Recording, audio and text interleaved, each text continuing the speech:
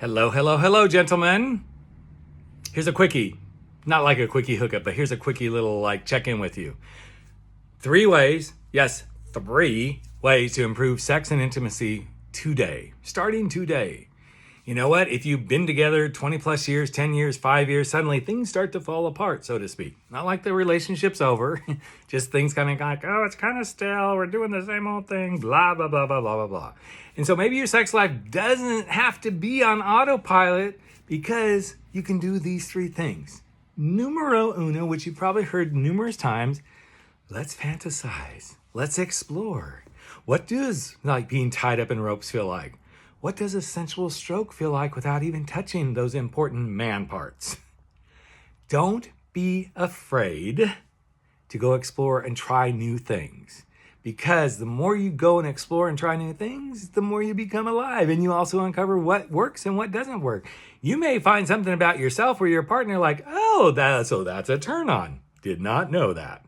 Number 2, boundaries and communication. This is a running theme that I know many of us have heard over and over again, but I love to push the boundaries. I love to go, ooh, let's go and see what feels good or what doesn't feel good.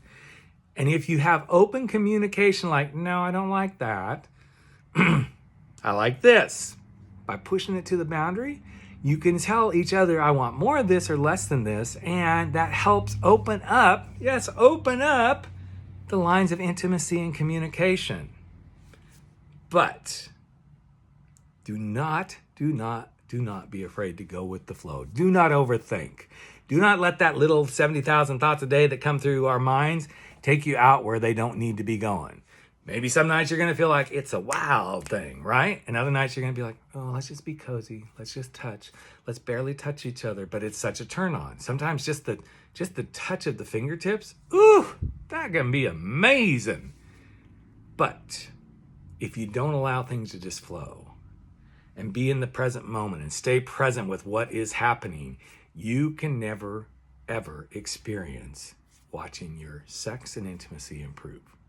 Because, you know what, whether it's long-term or short-term, great sex or poor sex or no intimacy or too much intimacy, we got to do things to shake things up. Because guess what? Everything is totally possible. You can improve your sex life. You can improve the intimacy.